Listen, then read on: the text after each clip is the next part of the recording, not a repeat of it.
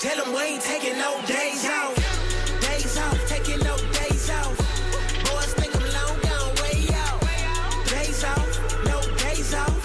You can tell them we ain't taking no days off. Well, welcome back to the Cornhole Journey. Rob Ice Price here with my partner in crime, Rick Fire Ellis. How are we doing today, Mr. In-N-Out Burger? En fuego. We want Is that in fire? That is Spanish for fire. Nice. You should know. You're from California. Ooh, yes, where half our population speaks Spanish. We won Tuesday night. We did win Tuesday night. We played together in a switch, and we got teamed up. Everybody said it was rigged. A little bit. And we just wrecked. A little bit. We 3 in a wrecked row. shop. I don't want to say who against, but we're not going to say. It wasn't a double dip. It was a triple dip. It was a triple dip because it was a 2 out of 3 kind Yeah. of wrong thing. So anyway, we have a guest today. I am so excited. I'm so pumped up. Personally, I am pumped. have to read my intro. Our guest today, Rick. Oh, you're going to get professional. Our viewers can always see her on the screen. So she's probably already like, just get to it, right? Dr. Michelle Thompson, a.k.a. Meesh in the cornhole world. She is the American Cornhole League commentator, broadcaster, along with several other famous names such as, well, there's Jake, and then there's Anthony Ione, and there's Corey, and others. So you can catch her on YouTube streams on the YouTube channel, ACL, ESPN, ESPN Plus, CBS Sports. She's the co-host of Around the ACL podcast, which I listen to regularly. I listened to it yesterday as I'm weed eating, pulling weeds, listen to her weed whacking, review the latest standings and whatnot, and the Mace is coming up. So heard her podcast there. She's the author of 4 books, including one about cornhole called One Throw at a Time. That's what I need to do. One throw at a time. I'm thinking of all 4 at once. She's a speaker. She's a psychology researcher. She's the creator or co-creator, I'm not sure, we'll ask her, of the ACL Academy. I've seen that. Which is the official player development platform of the ACL. She's the host, check this, Rick. She's the host of 4 other YouTube podcasts besides the aforementioned ACL. She's got a lot of irons in the fire. Locked In, The Human Behind It, In Your Element, and Now in Rotation. I kind of checked these out. I think Now in Rotation could be my favorite new podcast. She's got a friend of hers, and they put up a little screen on bottom, and they watch music videos and music, and they commentate on like the music that they're hearing. So it's almost like I've never heard it before. Let's comment on it. They pause and talk about it. It's a thing right now. A lot of youngsters are doing this. See that. It's pretty fun. So she has it Now in Rotation. What genre? Anything? We'll have to just ask her. And she's a frequent poster on the Addicted to Cornhole Facebook page. I seen one the other day. I have to bring it up. 3 hours ago, she posted. I got to bring it up on something. She earned her doctorate in general psychology from Capella University. Is she judging us right now? And so we are honored to have Dr. Michelle, a.k.a. Meesh, here on the show today from your home state of California. Welcome, Meesh, to the Cornhole Journey. Well, you have. I appreciate all it. I know. I can take a breath now. I was like, I just know her from ACL commentating. After researching, I'm like, okay, she has a lot on her plate. So tell us about yourself. I like Not a full everybody plate. knows. We hit on a lot of things just now. So what's the thing you're into right now? Please. Yeah. Well, I will say ACL Academy, that is one plate I let go of. And we moved to Level Up Cornhole. So I was able to move all of our ACL Academy people over there, and Gavin's doing a great job. And that's like his full-time thing. So he's like just focused on that. And I just, because I have so much going on, I just couldn't handle giving that what I wanted. So everything else though, yeah, I love to do the shows. Now in Rotation that's my sister-in-law that I do that with. And we have a great time. And I'm usually just showing her music because I'm a total music nerd and I love underground artists and I like exposing people to music they may not have heard. So it's mostly me. It's giving her new music to listen to. And then she gets to pick one song every time. And it's always country because I despise country. But I know a lot of people like it. So she brings that song on. Rick, you've prepared a plethora of questions. I do have a lot of questions, but they're just random. I'm going to hit some buttons here, and so take it away. Don't mess up the sound. I will chime in when necessary. So Meesh, you don't mind us calling you Meesh, do we? Do you? Yeah. No, that's good. That's And my I know name. there's a lot going on in here, and I was thinking about not a lot of people know you, but they do hear you on the ACL block. And to me, ACL is like the pro level of cornhole. And a lot of the other leagues, I think of us as minor leagues. I want to know that story. I mean, I want to know how you went from going from backyard, hanging out, all the way now you're commentating at these ACL pro level events. Can you tell us that story? How'd that evolve? Yeah, so in 2021, I started playing competitive cornhole, and I saw just how awesome the sport was, not just because it's a fun game to play, but as a psychologist, looking at all the different variables that make this game so incredible for humans and their well-being. So that already became a pretty big interest of mine right away. And then I met someone online, and we started a podcast and company called Girls Throw 2. That didn't go well, but it did lead me to the ACL. And basically, they listened to the podcast, and Trey reached out and said, "Hey, we want to bring you guys into the ACL, your content." And I just stayed. Really? But how did you get into the pot? Now you're commentating. Because you went from That's what Girls they brought Throw us 2, in for. they Yeah, brought right, both of you? right away. So they brought us. They said, we want to put your podcast on the ACL platform, and then we want you to come out to events and commentate. And I said, like, I've technically never commentated before, but I have done I have a ton of media training, and I've been doing media for a long time, and I have a lot of voice training because I did musical theater and singing growing up. So I feel like I could make this work. But yeah, they just took a chance on me, basically. Well, I think you do a great job. And I told you earlier, it's like you're a celebrity in my eyes, because when I hear you guys commentate, you guys do such a great job. And I was like, I'm super excited to have you on and to talk to you and ask you these questions. I do because you need cornhole The psychological lower evaluation. third burn. There's your lower third. I got to get my lower third jokes in. I do. So I do. I need. Mine's coming up in just I need a minute. a psych evaluation on cornhole for sure. But I do have two questions because you brought them up. I've seen Level Up Cornhole coming up. It comes up in my feed. That was a brainchild of yours? No. So that's Gavin's baby, basically. Uh-huh. And then I was like, hey, I can't really handle ACL Academy anymore. My schedule's getting too busy. And so I reached out to Gavin and said, hey, how would you feel about becoming the ACL training program, and we'll just hand everything over to you. So, but no, he did that all by himself. I just basically said, here, take what I've started and run with it. I think it's great. I think Level Up Cornhole has done a lot for, the players who want to, level up, and yeah, you get a lot of tips and tricks. And you also get, there's a lot of pros that you can tap into if you're specific to one, but to me, it seems like, I saw AJ Sims, right? He was somebody you can tap into, Gavin. So I think what an amazing tool if somebody wants to use it. And then Girls Throw 2. Is that the Girls Throw 2? I don't know if that's that we see everywhere at TCL. Yes, I see it at ACL. Is I it see the it same at one? TCL. Is it the exact same one? That's a sore subject for me to talk about. It is the company that I Okay. created with someone else. That was a big learning lesson. Let's say that. However, Laura, who runs it now, is fantastic. So she took it over, and she's amazing. Oh, so you're not part owner of that yet anymore? No. Oh, I thought you were still on it. I was like, wow, you have a lot of things going on and you're still rolling. I'm not involved, but I think she's doing an incredible job, and I tell her that all the time. So you became a doctor recently in the last year.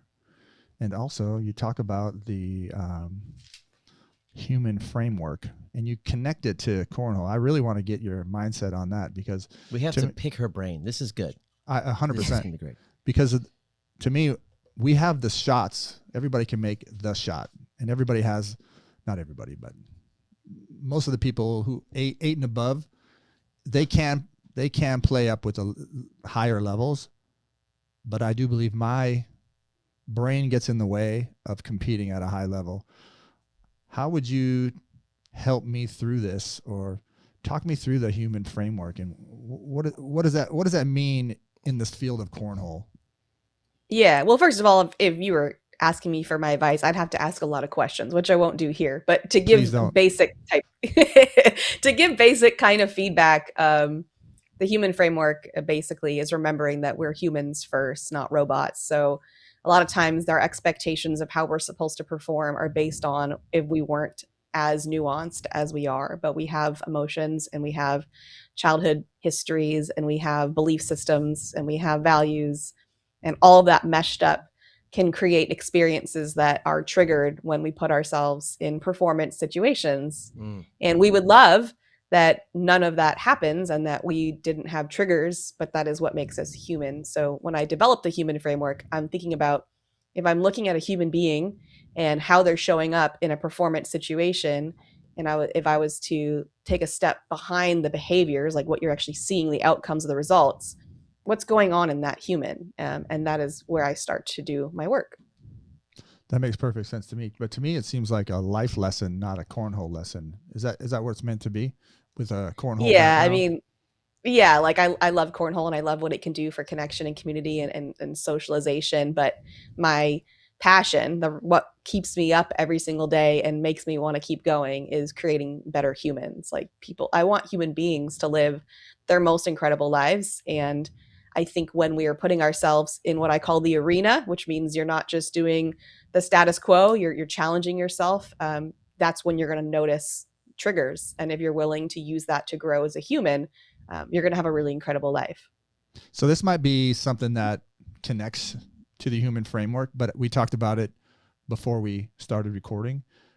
And it's when we start cornhole, people who are at like a 4, 5, 6 PPR just are going to the switches and everything. They're just having a good time. And all of a sudden they start getting better and it's exciting and they want to go play more. And it's like everything. They're buying bags, they're buying jerseys, swag. But Rob and I and other people who are 8 PPR to 9 PPR in between that, now it becomes more competitive. I'm more frustrated.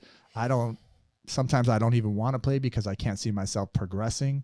Where do you put that in the human framework, and how can those people use it to really move forward? Yeah, well, without quitting the game, right? Without quitting the game. Yeah, because it's frustrating. That's what we don't want. I know. That's what I'm seeing. I'm seeing all the people quitting. I did a whole video on it, but the first stage you described is the learning phase, and the learning phase is where people really thrive because it's very heady. It's like that's when you have to be in that sort of conscious mind state where you're thinking about everything and what you're doing. And we like it there because we're used to it and we're comfortable and we know we can analyze things and problem solve and have solutions on the other side of that. In other words, you thinking about things directly impacts your performance positively at that place. It's like when you get a new job and you're learning it and you're like, okay, now I'm kind of getting it. I'm seeing progress. But then you're supposed to switch into automation at some point.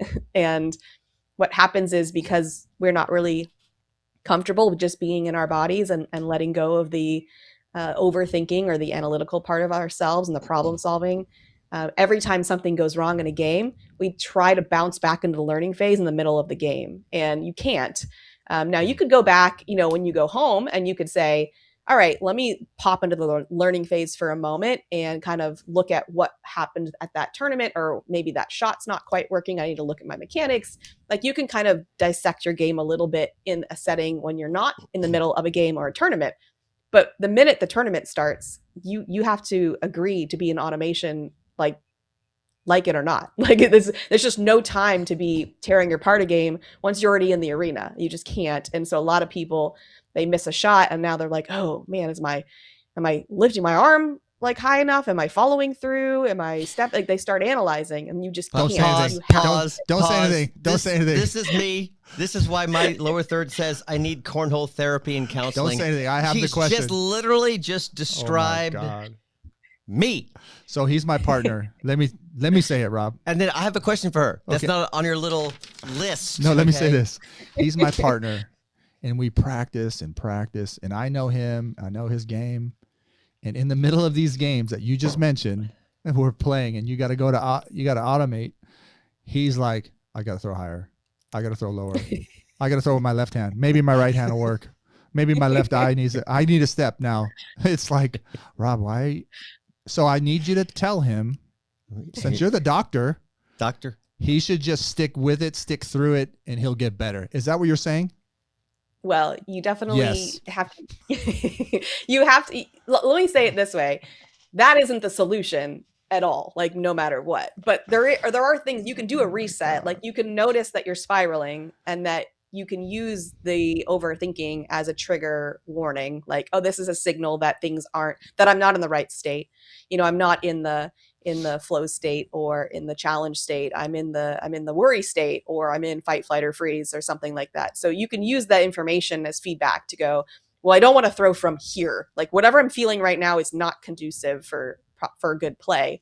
But then you need to do some kind of reset. And that reset is just to get back into the challenge state, the flow state, play state. But it's not to it's not the learning state. That's the wrong one. So don't go there. Not every throw, Rob. One time reset. Not every round. Go ahead, ask your question. So here's my question. So I listen to golf podcasts with the whole mental side. I played over to Cornhole. So Meesh, tell me about this. I heard this thing about you got to play. You got to be on time. Got to be on time. Like don't live in the past, don't live in the future. Live in the now. And what this guy in the podcast said, see if you agree with this. There's the chronological clock. Like actually, right now it's 12:54 p.m. and the seconds are ticking. It's like living in the current now. And then my activity that I'm doing, i.e. throw a ball down a hole, bag in the hole, that intention has to be in sync with the now, not thinking about the past, oh my gosh, I suck, or oh my gosh, this last bag gives me a 4-bagger. Instead of living in the future a half a second or living in the past 30 seconds, we have to have I think you said flow state. We have to live in the now. What's happening now? What's now? If I can synchronize my intentions, my thoughts with the current moment of time, I'm not living in the past, I'm not living in the future. Is that what the flow state is, or am I misinterpreting that? Yeah, no, that is. I wouldn't say that. You have to be present in the moment to play your best, but you don't have to be in the flow state. Some people, that's just like, for me, I'm a play state person. I'm more of a loose. I'm not like super serious and locked in. But so you don't have to be in the flow state to be your best, but you do have to be present to be your best. And there's two things I'll say about that. One, you do this not like besides just playing in your backyard. You go and you compete because you obviously like the challenge. You find something to be fun about that. So why wouldn't you be in the moment? Otherwise, what's the point? So it's like we have to remind ourselves that we're not living for the outcome. The outcome's cool, but the experience of the entire tournament is what we actually want. And so if we're in the future or we're in the past, we miss all of that and we just get hyper focused on the outcome. Yes. And the other piece I'll say is that's all great advice, right? But it's the why. Why aren't we present? Why is that so hard? And I think if I was to boil it down, it's because the present, if it's not going well, is uncomfortable. I don't think anybody has a problem being present when things are going great. So you're like, yeah, I'm locked in. This is going great. Every bag is going in. Like I'm fully here and right now with this bag. It's when things aren't going well that we tend to shift into either the past, which is, man, I shouldn't have given up that big round, or my bag's going left or right, or the future, which is like, I got to get this next bag in, or XYZ will happen. And that's because can you train for that? Do you have training tips? I agree with what you're saying. And I think how Rick diagnosed me is my problem. I think I speak for a lot of cornhole players. What training do you have to help people catch themselves and to stay in that present moment? Are there practical tips? I think that you can practice that. Yeah, I think you could practice that all day, every day. So if you're watching TV and a commercial comes on, don't reach for your phone. Sit in the discomfort of a feeling. So let's just say you have some bad news and you feel some kind of way, is just pause and sit with it. Let the discomfort be there. I know I work a lot in the wellness industry and you look in the mirror, get on the scale, you don't like what you see, you immediately look for a solution, pause, sit in the discomfort, like just start to build a tolerance for discomfort. And then you won't so quickly go into a different state. I really like that. That's great. Sit in the discomfort for a minute. Clip that. Because it's not, yeah, exactly. Because it's not going to go away. You just got to embrace it. I think as a That's what mindset I've done coach, in my life. I think really well. I think I've just built a high tolerance for discomfort. yeah, two things you said. That was one of them, and then the other one is experience. You want to experience the whole, not just the game. And to me, I want to experience the win, not the whole event. And it really takes. We want to leave the event if we're losing, and that shouldn't be it. We want to embrace the event and play the best that we can. But as a mindset coach, what's one mental habit or routine that any cornhole player should develop? What do you think? Yeah, well, you have to have a pre-shot routine. And you said to Rob, like, don't have a reset every throw. And you won't have to do that if you have some kind of routine that you have practiced and that you can trust helps you shift into your ideal present state. So it could be very quick. It could be a few seconds. Typically, that pre-shot routine can be, you flip the bag twice, you take a breath, and you throw. I mean, that's an example. But you have something that allows you to focus on the process. If you focus on the process, you're not going to get caught up in the outcome because you're like, right now, I'm on this shot, and this is what reminds me to be here with this shot. So I love a pre-shot routine if you're taking this game really seriously. And then I love a reset. A reset for me is a deep breath. It's just shoulders up all the way as high as I can go and a release with a big exhale. Okay. And that's my reset. Okay. Typically it resets breath, movement, sound. So, there's not a lot of ways you can move too much in our sport. Breath, movement. Yeah. So a sound. breath, like you need to take some kind of breath that's changing your current breathing pattern. Any kind of movement. So you could shake your hands, you could do the shoulder thing, you can jump up and down or do a circle. That just helps discharge the nervous system energy. What that's about swirling, saying and something then, to yourself? What about talking to yourself? yeah, and then sound. So that's sound. So that's okay, the breath okay. movement sound. So it's It basically doesn't work like for you, Rob. But Go ahead. I'm sorry. well, the breath is to shift the nervous system from sympathetic to parasympathetic, the more like the less charged, and then the movement actually discharges, and then the sound is your way to lock back into the process. So it's either I got this or this bag or whatever's motivating to you. do you remember what Logan was saying to himself a couple months ago? Nobody better. Nobody better. Nobody better. Remember on the broadcast. Three He events kept ago. whispering to himself. Three 4 events wins. ago. I think he won it, didn't he? He did. He won that one? He did. Kept saying nobody better. Was he doing That's that? his- In your opinion, he was just resetting his mind to That's his task at mantra. hand. That's his cue. That's probably, it could be his pre-shot routine or reset. I don't know. I Okay. didn't play close enough attention to know if it's something he does every time or if it's something he does when he needs to shift back into the state that he knows he throws best. I believe his pre-shot routine. He's one of the players I watch. He's probably my favorite player. Everybody from Texas I watch, but he has a really good pre-throw routine. Every single time, it's always the same thing. 100%. One bag at a time. I wish I can do that. Rob, do not talk to yourself. I'm going to stop. Do not. Yeah, please. Don't ask to. It's not right. It's not good for you. Don't do it. But Meesh, let's switch gears a little bit.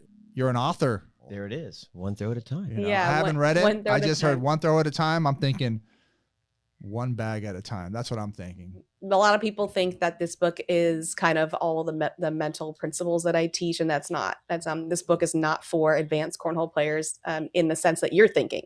I wrote it because I did my dissertation on social connectedness in competitive cornhole, and the findings were really interesting in terms of what it brings to people. And my committee, my professors were like, you have to do something with this data. Like, it's really, really interesting and inspiring for people. And so I really wrote the book so that people could understand how beneficial cornhole could be for your well-being. If we're looking beyond the competition side, the variables of the style of play, the ability to connect, the community, the fun, the play, and then just how it's like paced and everything is what makes it so attractive of a game. And the picture that you just saw up there, that was my home that I lost in 2018. No. And so the title One Bag at a Time is because when our town burnt and we had to move and we had to start over, my husband and I didn't know anybody in this new town,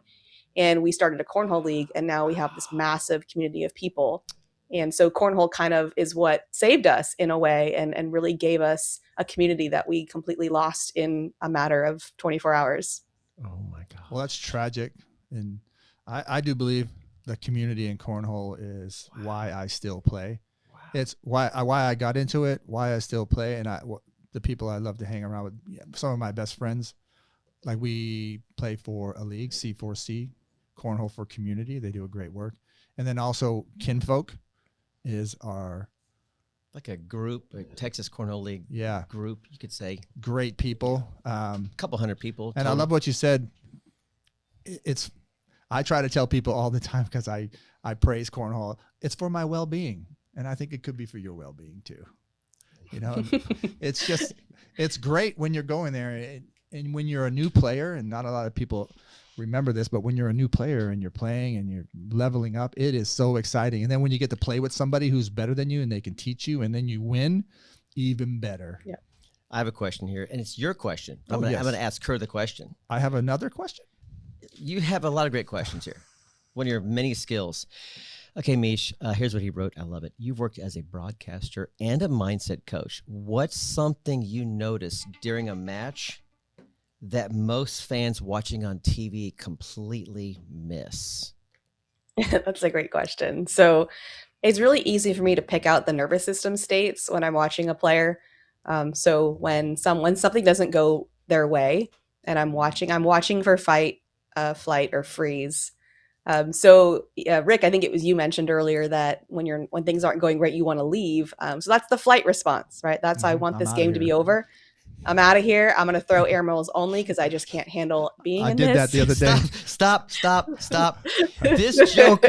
This Joker en route to our victory, because Meesh, he doesn't like me saying good bag or board it or you got this or give me 10, give me 9. He doesn't like me. I'm a talker. Let's go. It pissed him off so much. It made me. He took one round. I say he took a round off. He just started chunking bags deep, short. I'm like, what are you doing? And the look on your face, like, I just don't care anymore. I'm so mad at you right now because I was just talking, encouraging you. It wasn't encouraging to me. Okay, you and I need counseling. Hey, let's sidebar this podcast. Can you counsel us, please?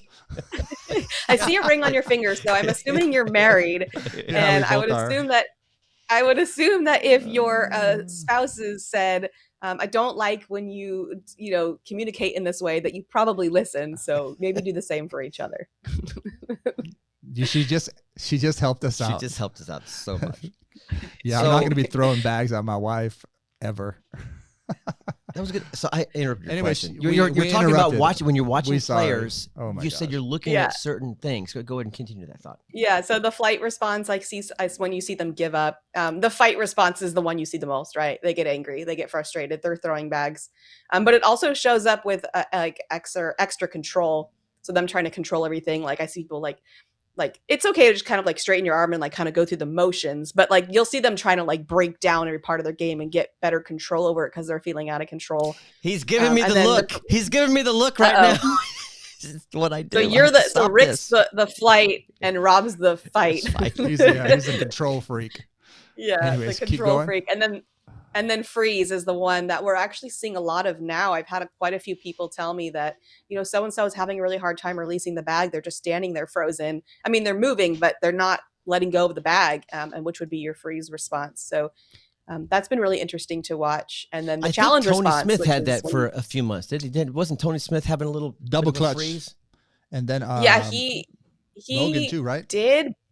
But I don't even know if I would classify Tony so much as freeze because it never seemed to, his state never really shifted. It feel like if it did, it was quick and he had a very quick reset. Whereas most of the time when I see people in freeze, they're really kind of stuck there. Because the thing about the freeze state is that you need mobilization to get out of it. And it's like you can't, you feel frozen, like you can't move. Yeah, he never did that, but he did double clutch. I think it's his feel of the bag, because I get that sometimes too. Yeah. And watching Logan in the last event, he did it a couple of times. I think it's just that reset, like you talked about. You just got to reset. Yeah. He takes a step back and then he goes through the whole process all over again. And Yeah. I mean, they never really miss bad after that. It normally helps No. them out. It is, yeah. It's a good reset for them. Even with the people who are in full freeze, I haven't seen it because they're not on the live stream court. I've had people come and ask, please don't put me. I'm having a hard time releasing the bag. So I am not really watching it, but people tell me that when they release it, it usually goes in. Do you normally coach cornhole players? I know you did it before, but are you still doing that? Are you still coaching people's mindsets, or anybody that you're coaching that you've been helped out or have helped out? Yeah. Has anybody reached out? Because we need help. Yeah, I do. I do work with players individually, but I will admit that my passion is teaching. So I also create a lot of courses. So I've created 2 courses for cornhole players, or really anyone in a performance setting, that I have that you can purchase. And to me, that is where I feel like can be really beneficial to teach you what's going on so you understand it better. But you could obviously add on the coaching aspect if you want. But I think the crux, like, I don't ever spend any time on my coaching teaching. I always refer people to videos and courses I've created. So it's, if they're saying like, oh, I'm stuck in a threat response in whenever I go into bracket and then I can't throw, or that's not what they would say, but that's my interpretation. Then I'm like, okay, watch this video and then let me know, and then we'll chat. But I'm always directing people to the content that I create first, because they need to learn, and then we can have a discussion about it. Where can you find that? Where can you find all of that information? Those courses? Yeah, that's all on my website. Yeah, I think it's Cornhole Meesh. Back to the website. Yeah, I think it's /coaching, I think is what I have it at. Because I know there's a lot of people out there that Rob and I, we practice, we talk cornhole. I mean, we strategize, and we still are on a plateau. And I think anything that we can do to help us would be beneficial. Okay, Meesh, here's what happened. We both started out as C players in TCL. You could say probably intermediate for ACL. We won a major event at that level. You got to say it in every TCL, podcast. Every time. We won like first place, big crowd cheering, midnight. It was epic. TCL pretty crazy. It was epic. Okay. At C, we got bumped up to B. And then ever since that's happened, we've just kind of been meh, okay, not great, and then slumpy, then back up again. And we know we play better when we practice. We see glimpses of greatness to even scratch A, but we have not conquered this next level yet, knowing that the level right below us, we'd wreck shop right now. We wouldn't wreck shop, but we're better. We just know we're better. Yeah, I think like you said, it's the human framework. I don't think it has to do with our talent or technique. No. I think it has to do with, it's all mental. I don't even know how to get out of it. But it sounds like you do. And well, it sounds like you're treating this level as so when you go into a game in the C bracket, it sounds like you go, oh, okay, this is a good challenge, or this is a good challenge, and you rose to the challenge and you won. But it sounds like when you got shifted into B, the challenge turned into a threat. And whenever your nervous system detects a threat, it goes into fight, flight, or freeze. And so you're just never going to get your best play. And so the shift that has to happen is you have to look at this new level not as a threat, or question, why am I so threatened by this? Which usually is tied to, once again, the meaning that you've made about what this game says about you and how you play, how your outcomes determine the meaning of who you are. And once we can let go of all the meaning and just say, what a fun challenge, and I think I can handle this challenge, then it just becomes some fun thing you're doing, as opposed to this big threat to your nervous system, which is, if I don't play well, it means I suck. If I don't play well, it means I need to go back to C. If I don't play well, everyone's going to see me fail. Like, that's all the stuff that creates the threat. I think she just fixed me. I think that last 30 seconds just fixed me. You think everything fixes you. You always have a fix. Let me add this to the mix. Time. We have seen a lot of people, Dr. Michelle Thompson, who started off as D or C players, and they were young kids or teenagers, and they just zoomed right past the alphabet to A, and now pro, elite, and we're like, I put more sweat equity than you kid, you dumb little kid. And now these kids are blowing us out of the water. It's embarrassing, and disheartening and frustrating. I have it. So here's the question. So when I am playing with Rob or I'm playing at my local Switch, I'm very comfortable around people I know. I'm playing my best in those moments. But once I get out and I'm playing in a bigger venue and it's more on the line, I just crumble. And I think the kids, they don't have that filter that I have. They don't have the filter. They're just playing to play, and they're having a good time no matter what, and learning and growing. What do you say with being in the comfortable state and being the best you can be? You might have answered it already, but then going in that competitive state and just crumbling. There has to be, it's all mental, I believe. Yeah. So the performance state, there's nothing wrong with you. You're just human. But the performance state is what you enter as soon as you feel the things, right? So after the fist bump, whatever you feel, whether it's butterflies or shaky or whatever. So all those thoughts and feelings allows you to know that you've officially entered the performance state. That's different than when you're in your backyard. That's different than the down and back. That's different than the warm-ups before. So this is the performance state. This is why you do what you do. Everything you do is to get to this performance state. You love it. Otherwise, you wouldn't keep doing it. So I think the first thing is to remind yourself that I chose this, I like this, and it's good. And all the feelings I'm having are not it's not determining that I'm in the wrong place. It's determining that I'm in the right place, that I'm getting ready to perform. And that's all great. But it sounds like what's happening is that it's immediately turning into a threat. And the single biggest difference between the challenge state and the threat state. And the challenge state is when you will rise and perform better than you ever have before and surprise yourself. And the threat is when you choke. And the research shows that there's one phrase that determines which one you'll go into, and it's, I can handle this. So if you go into it and say, I can handle this, and you have to believe it, you can't just say it, you have to think, I can handle this, you will immediately rise to the challenge. If you think, I don't think I can do this, you will go into fight, flight, or freeze. I mean, that's so good. You are speaking. That's so good. You know what? Because when we were playing at sea level, right now, you were dropping I was saying to myself, basically, I can handle this. I'm going to put this bag in that board. I did it. I need to go back to the same mindset I had when I was a C player, because I was very confident, and the things she was telling us to do, I was kind of doing. Yes, you do that. You do that anyways, but then you start changing everything.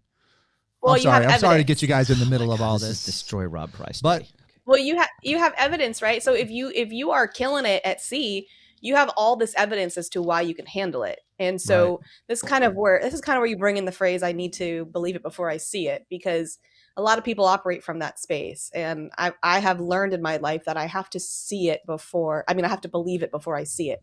Like I can't tell. When I did sideline reporting, I asked the ACL, can I do sideline reporting? I think I could do really well at it. I had absolutely no evidence or proof that I could do that. I've never done it before. So it's not like I had years of experience and I could say, I know I'm going to be great at this. I just believed in myself. I'm like, I think I could do it. I think I could handle it. I could rise to the challenge. And she does a great job at that, by the way. You do a wonderful job at that, by the way. I appreciate that, but ACL should hire you for every event. Yes, we love watching. We're on the train now. Every event. If you're watching listen names, all the ACL power brokers. Yeah, they're all watching your podcast.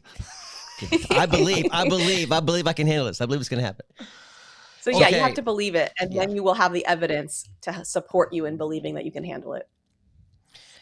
If every cornhole player listening today could make one change, this is Rick's question, to improve their mental game, what would you tell them?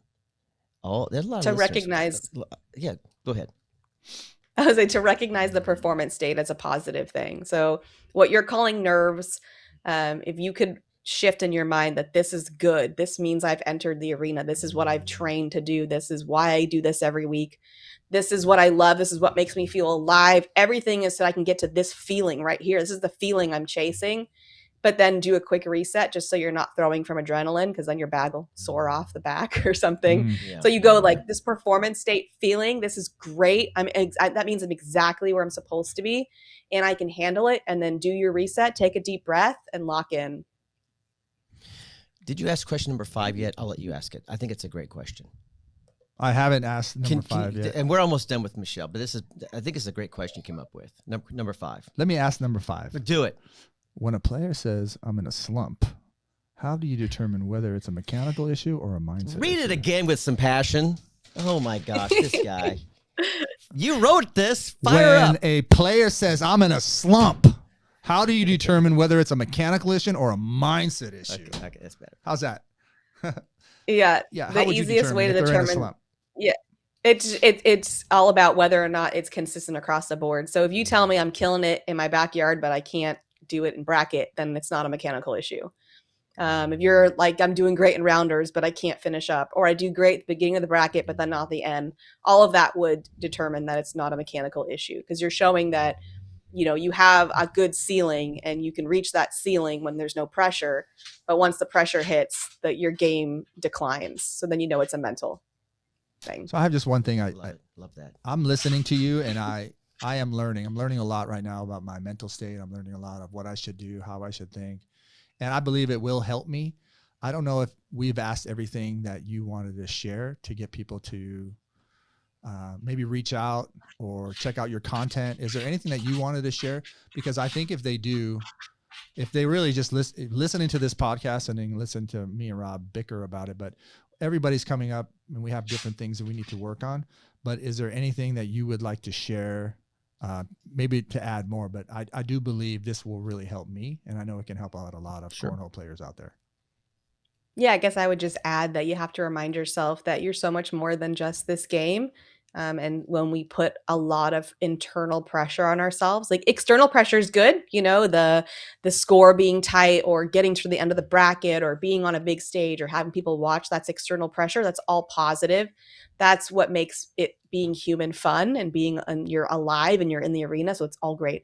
But the internal pressures are typically coming from the fact that you're attaching so much meaning to what is happening, and you're taking yourself as a whole human and just saying like, I am this cornhole player that throws a 9.2 typically. And in this moment, I'm not throwing a 9.2. So now my entire identity is threatened.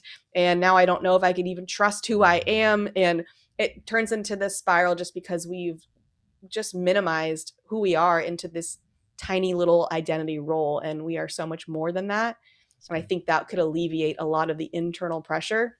And if you get rid of the internal pressure, you have so much more capacity for all that external pressure. Well, thank you for that. I know. Can we make her move to Texas? Please. Live I know. Tap into in this, man. Dallas Jeez. area. This is great. Because every time we're at a switches, you hear people like, I hate cornhole. Cornhole's terrible. I'm going to quit. Who wants to buy my bags? I'm selling my bags. And I think did it's that all a few mental. weeks ago. We did. But I appreciate you coming on. Thank you so It's much awesome. for coming on. This has been It was great. such a good.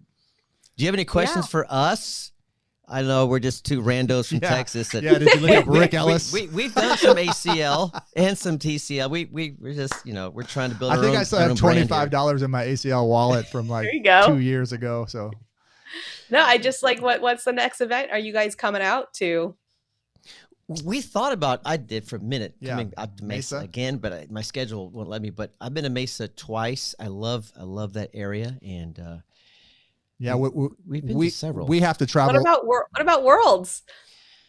We thought about it 2 years ago, Yeah, Okay. but it was just a thought. I think I did go to the they throwdown. say you have to do it. You have to try it. You went to Yeah. the Spencer McKenzie thing, right? Yeah, so that's Yeah. good. That's coming up, right?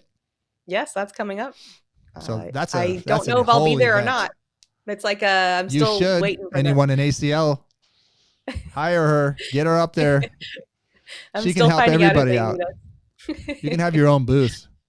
Fantastic. This has been a great treat. This has been a treat. Yeah, I It's been appreciate you. wonderful. Yeah, I was looking forward to it. Like a celebrity, like I said. Oh, you guys. She's are a too sweet. celebrity Thank you. on our podcast. I know, 100%. And you're doing so much with all these things. Are you gonna put everything on the website so they can click on all these things? I can click on Links some for clickers. books, I can put some of your links podcasts, on there for you. and live streams. I mean, yeah, do the stuff. everything. The stuff. All right. Okay. I appreciate it, you guys. Thank you. You bet. And your dogs were wonderful. And well They're trying to leave. yeah, get us out of here. Get us We're out of these tired of Rick and drunk Rob. losers.